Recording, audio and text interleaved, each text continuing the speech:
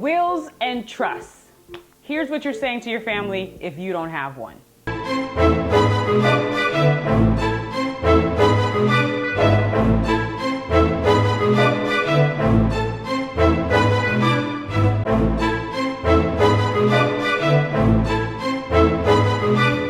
So I found this book by David Bach called Smart Women Finish Rich. And even though it's pretty old, he had this letter in it that I loved that is what you're saying if you don't have a will and a trust.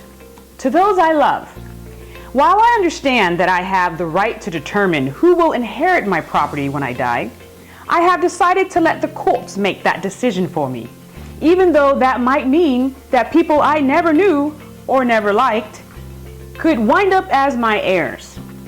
I also understand that there are perfectly legitimate ways of minimizing the estate taxes my loved ones will have to pay. However, because of the government's generosity to me throughout my lifetime, I've decided to let Uncle Sam take the biggest bite he can.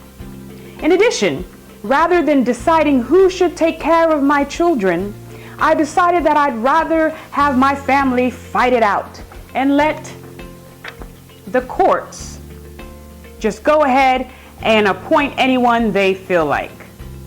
Finally, I know that as a result of my not leaving a will or a trust, a significant portion of my assets could be eaten up by lawyers' bills, and that all the private details of my financial affairs will be made public. That's what you're saying if you do not have a will and a trust.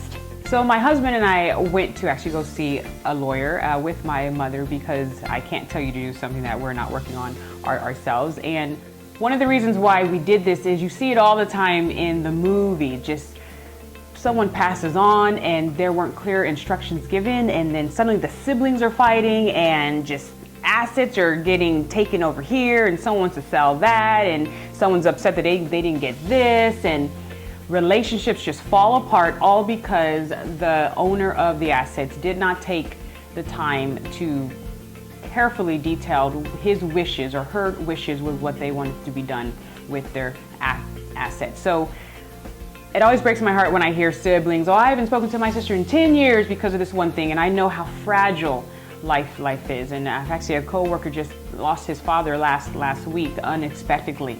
Life is too short to be bickering over, especially things, over items and over money. So please do your family an act of love, of just making sure you have that lined up. And I hope my mother will be on this earth for 20, 30 more years.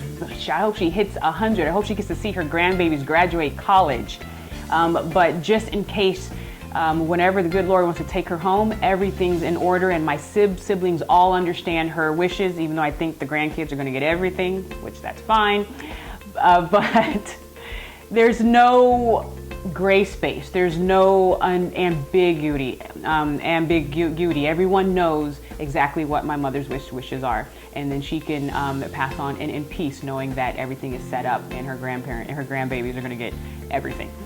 Number one, it helps you and your children or your heirs avoid probate. Probate is a fancy term for the courts. Don't let Judge Judy stick her nose, or whoever your judge is, into your assets. You want to be in control of who gets what amount, when, and where your children's go to without the courts sticking their 2 cents in. Number two, it helps it happen faster.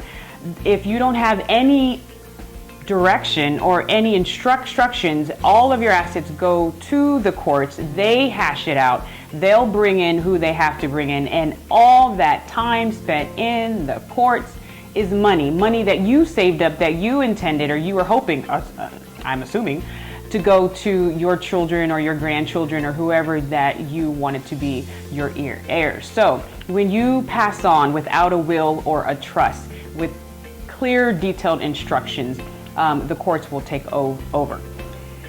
Number two, if you have children, this is very important, that once again, the courts will decide, like the letter said, who will take care of them. Everyone will probably assume it'll be, an aunt or an uncle or a grandparent, but the courts will decide who the best person is or who they think is fit, even though that person and you may not even had a good relationship. And if you had life insurance, that person would take control of the life insurance if you listed them as the beneficiary. There's just so much that goes on, and so much that is in the air because you neglected to leave instructions with a will and a trust.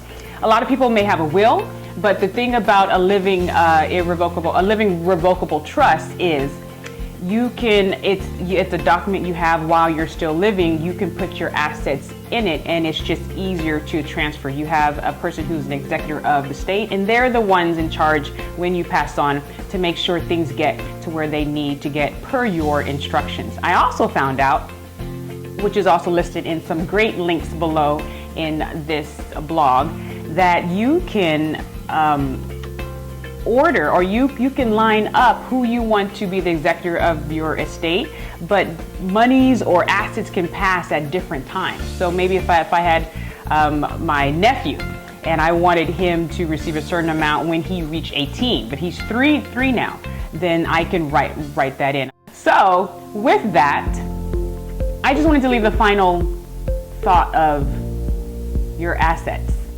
You're working so hard, we're working so hard to accumulate this stuff that we're just going to end up leaving to someone else.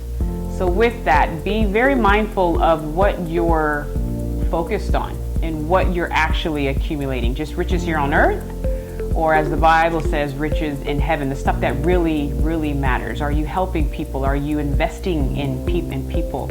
Are you helping the poor and the disenfranchised? Are you mentoring someone?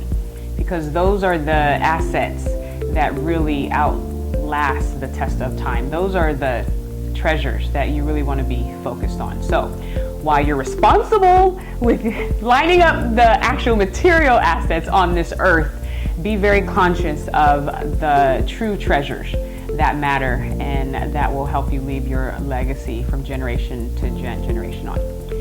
Giving you the tools for you to live your best life. I'm Janine. I'll see you later. Bye-bye.